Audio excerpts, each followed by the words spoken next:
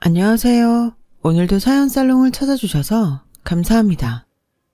분당에 사는 30대 여성이에요. 아버지 눈을 뜨게 하려고 공양미 300석에 인당수에 뛰어든 심청이 얘기 다들 아시죠? 요즘에도 그런 심청이가 있다면 믿으시겠어요? 얼마 전까지 전 현대판 심청이었어요. 그렇다고 부모를 위해 목숨을 희생한 건 아니고 아빠 사업을 위해 주요 거래처 오너과의 시집을 갔더랬죠. 결과적으로는 실패였어요. 지금은 그 집을 나와 연을 끊고 살 정도니까요. 애초에 그런 결혼은 하지 말았어야 했는데 그러지 못한 게 지금 와선 후회스럽기만 하네요. 그렇다고 부모님 탓을 하려고 이렇게 사연을 보내는 건 아니에요. 친정을 위한 결혼이었다고는 해도 남편이 마음에 들지 않았다면 결혼을 하지는 않았을 테니까요. 저희 아빠는 의료기기 회사를 하세요. 직원이라고 해봐야 5명이 고작인 작은 회사죠. 그런 영세업체다 보니 거래처 유지를 위해 사장인 아빠도 영업을 뛰어야 했어요. 의대에 가고 싶었지만 집안 사정 때문에 고등학교를 졸업하곤 바로 취업 전선에 뛰어들어야 했던 아빠는 제가 아빠의 꿈을 이루어주기를 바라셨어요. 접대를 마치고 술에 취해 돌아오는 날이면 아빠는 술 냄새를 폴폴 풍기며 저에게 그러셨어요. 우리 혜진이는 커서 꼭 의사가 되어야 한다. 그래서 아빠 한을 꼭 풀어줘야 해. 알았지? 정확히 한의 의미가 뭔지도 모르던 어린 아이였지만 축 처진 어깨로 어린 딸 앞에서 간절한 소망을 읊조리던 아빠의 모습에 가슴이 뭉클했어요. 그래서 어린 시절부터 제 꿈은 자의 반 타의 반 의사가 되는 거였죠. 그런데 의사가 그리 쉽게 될 수 있는 직업은 아니잖아요. 일단은 성적이 좋아야 의대에 갈 수 있고 의대에 가서도 살인적인 학습량과 실습을 버텨내야 하고 의사 국가시험에 합격한 뒤에도 마치 인간의 한계를 시험하는 듯한 정신적, 육체적 고통을 수반한 인턴 레지던트 과정을 온전히 거쳐야 하니까요. 그래서 저 역시 꿈을 이루기 위해 죽을 힘을 다해 덤볐어요. 남들보다 일찍 일어나 단어 하나라도 더 외우려고 노력했고 힘들게 의대에 들어가서도 소개팅이며 연애도 포기한 채 공부에 매진했어요. 정말 피똥까지 싸면서 말이죠. 드라마나 영화 속에선 하얀 가운을 입고 꽤 멋진 전문직처럼 소개되는 의사는 실상 고학력 3D 노동자나 다를 게 하나 없어요. 그뿐인가요? 의사가 되는 과정도 힘들지만 되고 난 후에는 매일 매 순간이 살얼음판을 걷는 생활이에요. 내 판단 하나에 환자의 생명과 인생이 달려있으니 왜 안 그렇겠어요. 거기다 돈은 또 얼마나 많이 드는데요. 자식을 의대에 보내려면 부모님은 정말 허리가 휘어질 정도라니까요. 사실 저도 몇 번이나 포기할까 고민을 했는지 몰라요. 그럼에도 포기하지 못했던 건 아빠의 간절한 소망이었기 때문이죠. 그러니 저를 의사로 만든 팔알은 아빠였다고 해도 무방해요. 아빠의 헌신적인 후원 덕에 의사가 된 저는 모교 대학병원에서 레지던트로 있었어요. 중고등학교 동창들은 이미 결혼을 해서 아이를 키우고 있었지만 당시 저는 그 흔한 연애도 제대로 할 수 없을 정도로 바쁜 나날을 보내고 있었죠. 연애를 할 시간이 있으면 푹신한 침대에서 다리 쭉 뻗고 자겠다고 할 정도로요. 그러던 어느 날이었어요. 아빠가 병원으로 찾아오셨더라고요. 서울에 일이 있어 잠깐 올라오신 김에 얼굴 좀 보러 왔다고 하시더군요. 오랜만에 본 아빠는 전보다 많이 마르고 안색이 안 좋아 보였어요. 아빠, 이참에 건강검진 좀 받아봐. 아빠 안색이 너무 안 좋아. 의사가족은 할인도 되니까 내가 우리 병원에 예약해 놓을게. 아니야, 아빠 건강해. 그보다 아빤 우리 딸이 더 걱정인걸. 밥은 잘 챙겨 먹고 있는 거니? 어떻게 볼 때마다 살이 빠져있니? 오랜만에 아빠가 맛있는 거 좀 사줄까? 뭐 먹고 싶은 거 있어? 아빠, 미안한데 내가 또 들어가 봐야 해서 밥은 같이 못 먹을 것 같아. 밥은 먹은 걸로 할게. 그래. 혜진아, 바쁜데 아빠가 이런 부탁까지 해서 미안한데 너 말이야, 선보지 않을래? 너도 이제 나이도 찼고 시집 가야지. 꼭 결혼하라는 건 아니고 한번 만나보는 것도 나쁘지 않을 것 같아서 어떻게 안 될까? 그날 아빠는 평소와는 달라 보였어요. 아빠가 딸한테 선보라는 얘기 충분히 할 수 있죠. 그런데 아빠가 그 말을 너무 미안한 표정으로 하시는 거예요. 그때는 응급콜이 들어와서 나중에 다시 이야기하자고 하곤 서둘러 자리를 떴는데 하루 종일 아빠의 표정이 머리에서 떠나지 않더라고요. 그래서 아빠한테 전화를 했어요. 혹시 그 선자리에 내가 나가야 하는 이유가 있는 거냐고요. 그랬더니 아빠가 잠시 말을 잇지 못하더라고요. 그러더니 딸, 아빠가 괜히 걱정을 끼쳤나 보구나. 그냥 우리 딸 처녀 귀신 될까봐 걱정돼서 그랬던 거야. 그러니까 너무 신경 쓰지 마. 말은 그렇게 했지만 신경을 안 쓸 수는 없었어요. 그래서 엄마한테 전화를 했더니 그러더라고요. 사실 아빠 회사 거래처 원장님이 너를 자기 아들이랑 선 좀 보게 해달라고 부탁을 했던 모양이야. 큰 거래처라 거절도 못하고 네 아빠 며칠을 뜬 눈으로 보냈다. 혜진아, 그래서 말인데 그 선자리 나가면 안 되겠니? 가서 차 한잔 마시고 오는 건데 뭐가 어려워. 네 아빠 생각해서라도 네가 하루만 시간 좀 내라. 응? 생각해보면 별일도 아닌데 아빠 입장에서 딸을 사업도구로 이용하는 게 마음에 걸렸던 모양이에요. 그래서 선자리에 나가겠다고 했어요.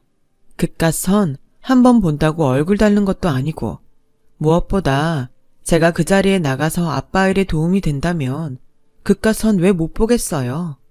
그러면서 한편으론 그런 생각도 들더라고요.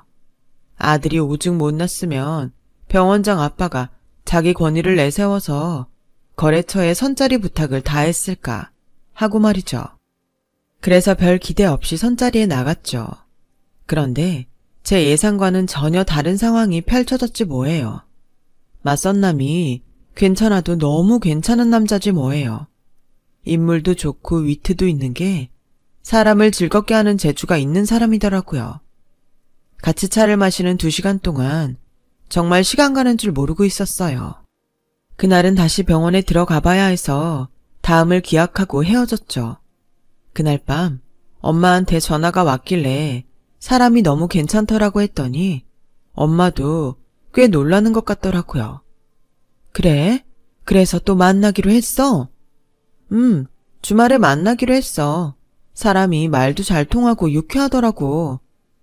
그런 제 말에 엄마 옆에서 통화 내용을 전해 듣던 아빠도 한시름 놓으셨어요.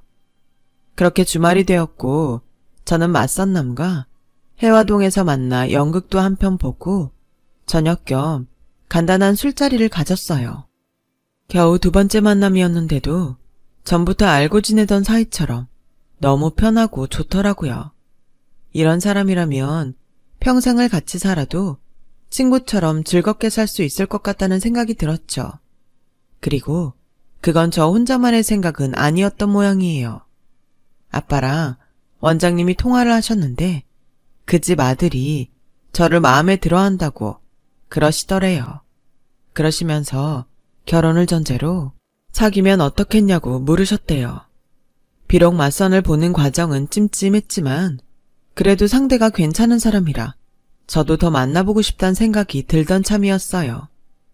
물론 잘 되면 좋겠지만 혹시라도 만나다 헤어지기라도 하면 아빠 회사에 타격이 생기진 않을까 걱정이 됐던 것도 사실이에요. 하지만 그렇다고 시작도 하기 전에 포기하는 건 너무 비겁한 행동인 것 같더라고요. 그래서 만나보겠다고 말씀드렸죠. 혜진아, 정말 마음에 드는 거 맞지? 괜히 아빠 때문에 그러는 거라면 안 그래도 돼. 아빠는 몇 번이나 제게 이런 말을 하셨어요. 아무래도 딸의 미래를 저당 잡히는 것 같아 그러셨을 거예요. 아빠, 나 어린애 아니야. 아빠 때문에 만나겠다고 하는 거 아니니까 너무 걱정하지 마. 정말 그 사람이 마음에 들어서 그러는 거니까 미안해하지 말라고요. 그렇게 저는 아빠 거래처 원장님 아들과 결혼을 전제로 사귀게 됐어요. 병원 일 때문에 자리를 비우기 힘든 저를 위해서 만나는 내내 맞선 남은 5분 대기조처럼 저희 병원 주변에 대기하면서 저와 데이트를 했어요. 그렇게 2년 가까이 연애를 하던 우리는 드디어 결혼을 하게 되었죠.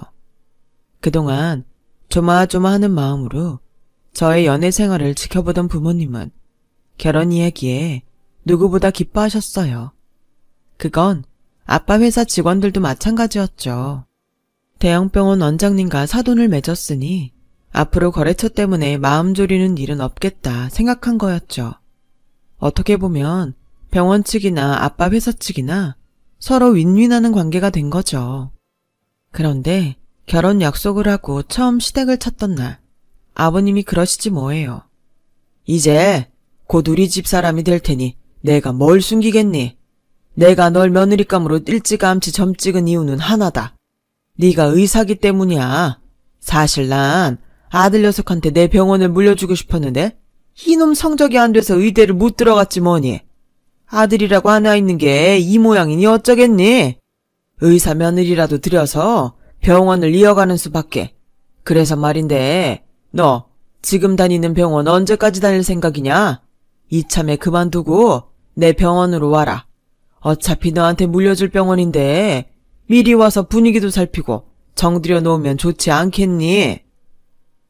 제게 병원을 물려주시겠다는 말은 감사했지만 그렇다고 당장 그만두고 아버님 병원으로 들어가고 싶지는 않았어요. 그래서 솔직히 말씀드렸죠. 아직은 대학병원에 남고 싶어요. 여기선 더 많은 경험도 할 수 있고 수술도 더 많아서 능력을 키우는 데도 도움이 될 것 같거든요. 말씀은 감사드리지만 아직은 그러고 싶지 않습니다. 죄송합니다. 그랬더니 어머님이 버럭 소리치셨어요. 너 아주 당돌한 애구나. 다른 것도 아니고 병원을 준다는데도 그깟 거 하나 못 들어주니? 솔직히 우리가 아들이 둘만 됐어도 너 며느리로 안 들였다. 어디 고마운 줄도 모르고 건방지게? 아직은 그러고 싶지 않아요, 오라니. 기가 막혀서 정말. 어허, 어디서 여자가 큰 소리야. 나 아직 며느리랑 얘기 안 끝났으니까 당신은 좀 빠져요. 아가, 내 뜻이 정 그렇다면 더는 강요 않겠다. 하지만 너무 오래 기다리게 하지는 말아라. 알았지? 네, 아버님. 중간에 어머님이 큰 소리를 내시기는 했지만 그걸 빼고는 별 문제 없이 인사를 드리고 올 수 있었어요. 한편 우리 집에선 사위의 방문에 부모님 모두 쌍수를 들고 환영이셨죠. 그동안 저 없는 동안에도 저희 집에 자주 드나들던 터라 더 그랬죠. 엄마가 그러는데 주말에 종종 들러서 아빠랑 등산도 가고 대중 목욕탕도 다니곤 했었다나 봐요. 아들이 없어서 목욕탕에 혼자 다니던 아빠는 사위가 등도 밀어드리고 말벗도 해드리니까 그렇게 좋을 수가 없다고 하더군요. 엄마는 엄마대로 서글서글하고 부침성 있는 사위한테 흠뻑 빠져 계셨어요. 말끝마다 우리 사위 하시면서 말이죠. 우리 사위는 어쩜 그렇게 말도 예쁘게 하는지 엄마 마음에 꼭 든다니까. 딴 건 몰라도 너 결혼은 정말 잘하는 거야. 이런 남자 또 없다. 그렇게 좋으면 이참에 아빠 버리고 엄마가 데리고 살지 그래? 그럴 수만 있다면 당장 그러고 싶다. 처음엔 땡땡병원 원장 아들이라서 좀 껄끄러웠던 것도 사실인데 만나보니 사람이 진국이더라. 여자가 남편 하나 보고 시집가는 건데 이 정도 남자면 내 딸 걱정 안 해도 되겠다 싶더라고. 그러니 잘 살아. 누가 보면 내가 도살장에 끌려가는 손 줄 알겠네. 좋으면 좋은 거지 그 눈물은 또 뭐야. 나 누구보다 잘 살 테니까 내 걱정 그만하고 사세요. 그때까지만 해도 저는 별다른 걱정이 없었어요. 남편과 제 직장이 서울이라 당연히 분가를 해야 하니 시집살이 할 걱정도 없었고 시부모님이 살갑지는 않아도 저를 못살게 괴롭히는 분들도 아니었으니까요. 시간이 지나 서로 익숙해지길 기다릴 뿐이었죠. 그런데 결혼 생활이 그리 내 마음대로 흘러가지는 않더라고요. 결혼을 하고 처음 맞는 명절이었어요. 병원 일이 바빠서 명절 당일 아침에야 시댁에 들리게 됐는데 그게 어머님 신기를 불편하게 했던 모양이에요. 제가 현관에 들어서자마자 참았던 화를 쏟아내듯 버럭 소리를 치셨어요. 니네 병원엔 의사가 너뿐이라더냐? 시집와서 처음 맞는 명절인데 어쩜 시애미한테 일을 시켜? 네가 얼마나 잘난 의사인지는 몰라도 나한텐 그저 며느리다. 며느리 본분이 뭐냐? 남편 건사하고 시부모 잘 모시는 거 아니니? 그런데 지금이 몇 시냐? 어떻게 된 게 시집 온 지 2달도 안 된 며느리가 시애미한테 조상 차례상을 차리게 해? 병원 핑계 댈 거 없다. 그러게 진작 너보고 그러지 않든 대학병원 그만두고 우리 병원 와 일하라고. 그랬으면 이런 일 없잖니. 어른 말을 동네 똥 깨지는 걸로 하니? 이거야 원? 이 나이에 내가 며느리 시집살이 하게 생겼으니? 그때 알았어요. 어머님이 왜 그렇게 저보고 아버님 병원에서 일하라고 하셨는지를요. 어머님은 그저 저를 가까이 두고 부려먹고 싶었던 거였어요. 차례도 지내기 전에 어머님이 소리를 지르시자 이번에도 아버님이 한 소리 하셨어요. 조상들 모셔놓고 어디서 큰 소리야? 병원 일 하다 보면 그럴 수도 있지. 그깟 차례상 하나 차렸다고 며느리를 쥐잡듯 잡아? 솔직히 전이랑 나물 당신이 한 것도 아니잖아. 괜히 명절 아침부터 큰 소리 내지 말고 어서 차례부터 지내자고. 아버님은 무뚝뚝하신 분이지만 결정적인 순간엔 제 편이 돼주셨어요. 이후로도 어머님은 사사한 것까지 트집을 잡아가며 저를 추궁하셨고 그럴 때마다 아버님과 남편이 번갈아가며 저희 바람막이가 돼주었어요. 그래서 아버님께는 늘 마음속으로 고맙게 생각하고 있었죠. 아버님의 본 모습을 보기 전까지는요. 결혼하고 2년이 넘었을 무렵 모처럼 휴가를 받아 남편과 친정에 갔어요. 그동안 부모님 생신 때도 제대로 못 찾아뵙고 명절에도 얼굴만 잠깐 비추고 와서 미안하던 참이었거든요. 토요일 오전이라서 아빠도 집에 계실 줄 알았는데 골프를 치러 가시고 안 계시더라고요. 아빠가 골프를 쳐? 언제부터? 한 2년 됐을까? 근데 골프가 그렇게 힘든 운동이니? 보기엔 설렁설렁 걸어다니면서 하는 운동이라 별로 힘들지 않을 것 같았는데 네 아빠를 보니 그런 것도 아닌 것 같더라. 골프만 치고 왔다 하면 며칠을 끙끙대고 앓는다니까. 아무리 그만두려고 해도 도통 말도 안 듣고 미치겠다. 차라리 잘됐다. 네가 아빠한테 얘기 좀 해봐. 골프 치다 사람 잡겠어. 사장이긴 해도 영어까지 뛰며 일하는 아빠가 운동을 시작했다니 다행이긴 했지만 엄마 얘기를 들어봐선 도움은커녕 오히려 독이 된 것 같았어요. 그래서 남편과 함께 아빠가 가셨다는 골프장으로 가봤어요. 아빠의 상태를 보고 병원에 모시고 갈지 말지를 결정하려고요. 그런데 골프 주차장에서 못 볼 꼴을 봤지 뭐예요. 아빠가 그 무거운 골프백을 3개나 둘러매고는 낑낑거리며 걸어오더라고요. 그런데 그 뒤로 어머님과 아버님이 히히덕거리며 오고 있지 뭐예요. 두 손 가볍게 말이죠. 저희 아빠가 시부모님 골프백을 혼자 들고 왔던 거예요. 그런데 그 다음이 압권이었어요. 이봐, 사돈, 땡땡사에서 새로 나온 골프클럽 풀세트가 있는데 이참에 그걸로 좀 바꿔줘. 다음 주 주말에 의대 동기들이랑 시합이 있으니까 그때 가져갈 수 있게 맞춰서 병원으로 가지고 오라고. 운동은 뭐니 해도 장비빨 아닌가. 어머, 그럼 나도 좀 바꿔줘요. 안 그래도 내 건 너무 낡아서 들고 다니기 창피했는데 잘 됐네. 기왕 사는 거 골프백도 하나 부탁해요. 사돈이랑 같이 골프 치니까 너무 좋다. 백도 들어주고 골프채도 사주고. 아참, 안사돈한테 이달 말에 우리 집 제사 있는 거 말했어요? 지난 추석 때 했던 산적꼬치 이번엔 고기 좀 좋은 걸로 쓰라고 하세요. 지난번 건 좀 질기더라. 하는 김에 육전도 좀 하라고 하고요. 나이가 들어 그런가 요즘은 그렇게 육전이 땡기더라고. 아빠는 무거운 골프백을 3개나 들고서 애써 웃고 있더라고요. 그 모습을 보는데 눈물이 핑 돌았어요. 아빠는 그동안 골프장에 운동하러 다닌 게 아니라 시부모한테 골프 셔틀을 당하고 있었던 거예요. 거기다 우리 엄마는 시댁 제사며 명절 음식까지 해나르고 있었고요.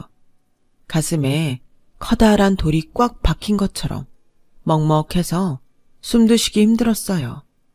그래서 헉 하고 숨을 몰아쉬는데 참았던 눈물이 쏟아져 내리더군요. 그대로 바닥에 주저앉아 오열을 하는데 그 모습을 아빠가 보신 거예요. 아빠는 들고 있던 골프 가방을 바닥에 뚝 떨어뜨리셨죠. 그랬더니 아버님이 득달같이 달려들어 저희 아빠를 밀치곤 재빨리 골프백을 집어들더군요. 미쳤어? 이게 얼마짜린데 떨어뜨려? 뒤이어 시어머니도 카랑카랑한 목소리로 빽 질렀어요. 어머, 미쳤나봐. 사돈 제정신이에요? 이걸 함부로 다루면 어떡해. 하여간 무식하면 힘이라도 세든가 뭐 하나 잘하는 게 없어. 어쩜 딸이나 애비나 마음에 드는 구석이 없어. 아우 짜증나. 그때였죠. 저와 함께 상황을 지켜본 남편이 소리쳤어요. 지금 뭐들 하시는 겁니까? 지금껏 장인어른한테 이런 식으로 행동해 오셨어요? 말씀해 보세요. 어떻게 사돈끼리 이럴 수가 있어요? 어떻게 사람을 이렇게 부릴 수가 있냐고요? 창피하지도 않으세요? 어머머, 얘 지금 누구 편을 들어? 정신 차려. 장인이니 부모니? 어떻게 엄마 아빠 앞에서 장인 편을 들 수가 있니? 네 처가 그렇게 하라디? 마누라가 예쁘면 처갓집 말뚝에도 저런다더니 네가 그 짝이구나. 여보, 당신이 뭐라고 좀 해봐요. 이놈의 자식이 어디 부모 앞에서 큰 소리야. 네 눈에는 장인만 보이고 애미애비는 안 보이냐? 그리고 우리가 뭘 그렇게 잘못했다고 그러냐? 네 장인은 나한테 사돈이기도 하지만 내 병원이 먹여 살리는 회사 사장이기도 해. 고객 접대하는데 이 정도는 기본이지? 뭐가 문제라고 따져? 이봐, 사돈, 내 말이 틀려? 틀리면 말을 해보라고. 아빠는 주먹을 부들부들 떨면서 안간 힘을 다해 참고 계셨어요. 그 모습을 보니 더는 못 참겠더라고요. 접대라고요? 아빠, 말해봐요. 지금 접대 중인 거야? 그런 거야? 미안하다. 난 그저 못난 친정아빠 때문에 네가 시댁에서 구박받을까 봐 걱정돼서 거절도 못하고 바보처럼 못난 모습을 보였구나. 아빠가 미안하다. 들으셨죠? 저희 아빠는 사돈으로서 당신들의 만행을 참았던 건데 두 분은 접대를 받았다고 하시니 답 나왔네요. 두 분 수백만 원짜리 골프클럽에 빼까지 접대를 요구하신 거 맞죠? 어머, 얘는 방금 시아버지가 한 말 못 들었니? 왜 똑같은 걸 물어? 어머님은 접대로 저희 엄마가 만든 명절 음식에 제사 음식까지 받았고요. 확실하죠? 어머님이 콧방귀를 끼며 말했어요. 그래, 접대로 받았다. 왜? 그럼 두 분은 범법행위를 하신 거네요. 김영란법을 어긴 셈이라고요. 거기다 인신공격까지 했으니 이것도 그냥 넘길 수만은 없겠네요. 저 당장 경찰에 신고하겠어요. 그동안 당신들이 우리 아빠한테 뜯어간 거, 우리 엄마 노동력 착취한 거, 인간 같지 않은 행동을 하고도 창피한 줄 모르고 뻔뻔하게 막말한 거 법정에서 다 돌려받을 거라고요. 인간의 모습을 하고 있다고 해서 다 인간인 건 아니에요. 어떻게 행동을 하느냐로 판가름되는 거니까. 너 지금 시부모 앞에서 그게 할 소리냐? 네가 그따위로 나오면 내가 너한테 병원 물려줄 것 같아? 어림도 없어. 그깟 병원 누가 봤는데요? 아버님이 하도 의료사고 내놔서 병원 평판 안 좋으니까 제 명의 빌려다가 이름 바꿔 달려고 하는 거 누가 모를까 봐요? 이 바닥 넓은 것 같아도 한 다리 건너면 다 친구고 동기고 사돈의 팔촌인 거 몰라요? 그쪽 병원 평판 더러운 거 결혼하기 전부터 알고 있었어요. 병원 닫는 거 오늘 내일 한다는 것도 진작부터 알고 있었다고요. 하긴 인성이 바닥인데 실력은 어련할까. 안 봐도 비디오지. 그러니까 내가 원치 않는 병원 가지고 준다 어쩐다 공수표 날리지 말고 법정에 설 생각이나 하라고요. 더러운 시궁창도 못한 인간들아. 그 길로 저는 아빠를 모시고 친정으로 왔어요. 그리고 그동안 저희 부모님이 시부모한테 당한 것들을 하나도 빠짐없이 녹취의 변호사를 찾아갔어요. 덕분에 시아버지는 의료사고 소송과 더불어 저희가 건 소송까지 아주 눈코 뜰 새 없이 바빠졌죠. 그동안 납품업체에 얼마나 악독한 짓을 해왔는지 저희 아빠가 땡땡 병원을 상대로 소송을 걸었다는 소문을 듣고 여러 업체에서 소송에 동참하겠다고 연락이 왔지 뭐예요. 결국 시아버지 병원은 엄청난 소송과 병원 경영 악화로 병원 문을 닫게 되었고 엄청난 액수의 위자료를 물게 되었어요. 그리고 저 역시 남편과 이혼을 하게 되었고요. 남편은 그동안 자기 부모님이 잘못한 것들을 대신해 평생 저희 부모님께 죗값을 치러 나갈 테니 이혼만은 철회해달라고 했지만 도저히 그럴 수가 없더라고요. 남편을 볼 때마다 그날 저희 아빠가 당하던 모습이 떠올라 속에서 천불이 났거든요. 그래서 눈물을 머금고 이혼을 감행했어요. 아무래도 그게 최선인 것 같아서요. 소송 이후 아빠는 회사를 정리하고 캠핑카를 구입하셨어요. 남은 인생은 엄마랑 여행을 다니면서 즐기고 싶으시다고요. 수십 년을 가족을 위해 희생하셨으니 그 정도 호사는 누릴만 하다 싶어 저는 전적으로 찬성을 했어요. 그리고 그동안 공들여 키워주셨으니 앞으론 제가 두 분을 모실 테니까 돈 걱정하지 마시고 한 번뿐인 인생 후회 없이 보내시라고요. 오래전 심청이는 부모를 위해 목숨을 바쳤지만 저는 월급을 바치려고요. 그래 봐야 제가 부모님께 받은 것에 비하면 세 발의 피일 테지만요. 제 긴 사연을 들어주셔서 감사합니다. 모두 건강하세요. 여러분, 사연 댓글에 응원과 현명한 조언 부탁드려요. 좋아요와 구독은 저에게 큰 힘이 됩니다. 오늘도 좋은 일 가득하세요.